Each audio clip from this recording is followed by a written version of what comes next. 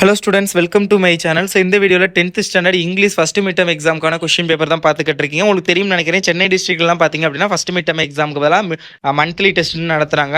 So அதனால் வந்து நிறைய டிஸ்ட்ரிக்ட்ல வந்து நடந்து முடிஞ்சிருச்சு ஃபஸ்ட் மிட் டர்ம் மந்த்லி அப்படிங்கிற மாதிரி. ஸோ உங்களுக்கு எதாக இருந்தாலும் ஓகே, பட் சிலபஸ் ரெண்டு பேருக்குமே ஒன்று தான்.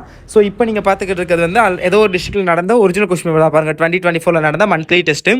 ஸோ இதில் உள்ள எல்லா கொஸ்டினையும் நல்லா பார்த்துக்கோங்க. அண்டு ஒன் வேர்ட்ஸ் எல்லாம் நல்லா படிங்க.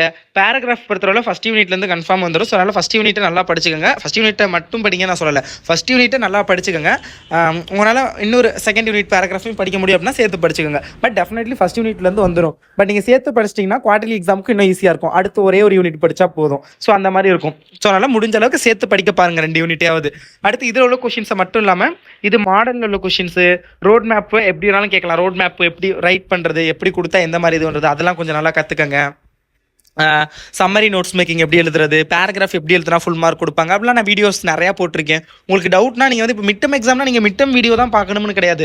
ஸோ நீங்கள் நான் அப்லோட் பண்ண ஹாஃப்லி எக்ஸாம், பப்ளிக் எக்ஸாம்க்குலாம் நிறைய வீடியோ போட்டிருக்கேன் லாஸ்ட் இயர் 10th. நீங்கள் public exam 10th public exam 2024 important question கல்வி மினி சர்ச் பண்ணுங்க, இல்லை 10th பப்ளிக் எக்ஸாம் கல்வி மினி சர்ச் பண்ணுங்கள், நிறைய வீடியோஸ் வரும்.